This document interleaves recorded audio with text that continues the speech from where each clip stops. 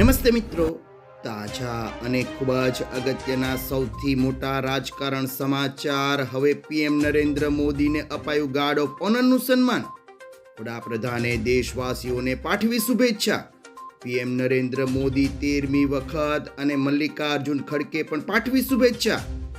PM Narendra મોદીની 10 સૌથી મોટી જાહેરાતને લઈને મોટા સમાચાર જાણતા પહેલા તમે જો ચેનલમાં નવા હો તો ખાસ મિત્રો આપણી ચેનલને ફટાફટ સબસ્ક્રાઇબ કરી લેજો, કારણ કે રોજના તાજા અને ઉપયોગી એવા રાજકારણ સમાચાર આખો દિવસના સવાર, બપોર, સાંજ નિયમિત અમે તમને આપતા રહીશું. વિડીયો પસંદ આવે તો લાઈક કરી દેજો અને વધુને વધુ આપના મિત્રોને ઝડપથી શેર કરી મોકલી આપજો. સર્વપ્રથમ પીએમ નરેન્દ્ર મોદીએ 80મા સ્વાતંત્ર્ય દિવસની દેશવાસીઓને પાઠવી શુભેચ્છા. દેશભરના લોકો આજે સ્વાતંત્ર્ય દિવસની ઉજવણી કરશે. વડાપ્રધાન નરેન્દ્ર મોદીએ દેશવાસીઓને 80મા સ્વાતંત્રતા દિવસની શુભેચ્છા પાઠવી છે. તેણે વીર સ્વાતંત્ર્ય સેનાનીઓની સાહસ, સંઘર્ષ અને બલિદાનને યાદ કરી અને તેને નમન કર્યું છે. સાથે દેશની પ્રગતિ માટે વિકસિત ભારતના સંકલ્પને સાકાર કરવાનો સંદેશો પણ આપ્યો છે. પીએમ નરેન્દ્ર મોદીએ દેશવાસીઓને સ્વાતંત્ર્ય પૂર્વેની શુભકામના પાઠવી હતી. ત્યારબાદ કોંગ્રેસના અધ્યક્ષ મલ્લિકાર્જુન ખડકે પણ પાઠવી શુભેચ્છા. કોંગ્રેસના દિગ્ગજ નેતા મલ્લિકાર્જુન ખડકે દેશવાસીઓને સ્વાતંત્રતા દિવસની શુભકામના પાઠવી છે અને સ્વાતંત્ર્ય સેનાનીઓને શ્રદ્ધાંજલિ અર્પણ કરી છે.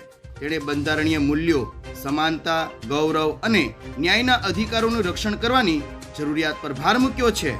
સાથે જ યુવાનો, ખેડૂતો, મહિલાઓ, દલિતો, આદિવાસીઓ, પછાત વર્ગો અને આર્થિક રીતે નબળા વર્ગને સમાન તકો અને ન્યાય મળવો જોઈએ તેવું પણ જણાવ્યું છે.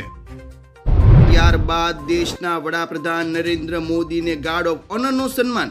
80મા સ્વાતંત્ર્ય દિવસની ઉજવણી માટે લાલ કિલ્લા પહોંચેલા વડાપ્રધાન નરેન્દ્ર મોદીને ગાર્ડ ઓફ ઓનર આપવામાં આવ્યું છે.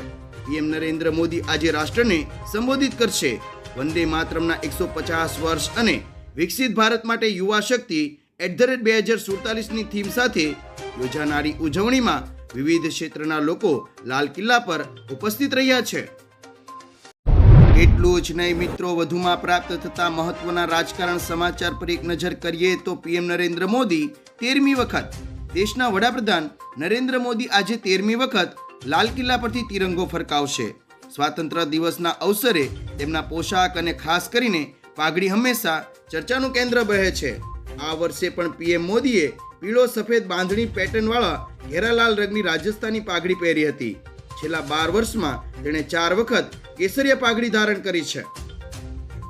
સૌથી મહત્વના અને મોટા સમાચાર. હવે લાલ કિલ્લા પરથી પીએમ મોદીએ કરી મોટી જાહેરાત. પહેલું, રાષ્ટ્ર નવા સંકલ્પો સાથે આગળ વધી રહ્યું છે. બીજું, તિરંગો આજે દરેક ઘર અને હૃદયમાં વસ્યો છે. ત્રીજું, સ્વાતંત્ર્ય સેનાનીઓ અને મહાન સપૂતોને નમન. ચોથું, લાલ કિલ્લા પરથી વંદે માતરમનો ગુંજાર થયો. પાંચમું, પૂર અને ભૂસ્ખલનથી અસરગ્રસ્ત પરિવારો સાથે સરકાર હંમેશા ઊભી છે. છઠ્ઠું, દેશવાસીઓને નાના નહીં મોટા સપના જોવા જોઈએ. સાતમું, મોટા સપના દ્રષ્ટિકોણને વિસ્તૃત કરે છે. અને આઠમા મુદ્દાની વાત કરીએ તો મકલ સંકલ્પ હોય તો સફળતાનો માર્ગ અવશ્ય મળે છે. વધુમાં પ્રાપ્ત થતા સમાચાર મુજબ લાલ કિલ્લા પરથી પીએમ મોદીએ કરી મહત્વની જાહેરાત. 12 વર્ષમાં ડિફેન્સ પ્રોડક્શન 4 ગણું, ખાદી અને ગ્રામોદ્યોગ 5 ગણું, એટલે ઇલેક્ટ્રોનિક મેન્યુફેક્ચરિંગ 7 ગણું વધ્યું છે. જ્યારે રેલવે કોચનું નિર્માણ 21 ગણું, મોબાઈલ ફોનનું ઉત્પાદન 33 ગણું વધ્યું, જ્યારે ઇન્ટરનેટ યુઝર 4 ગણા અને ડિજિટલ ટ્રાન્ઝેક્શન 100 ગણા વધ્યા છે.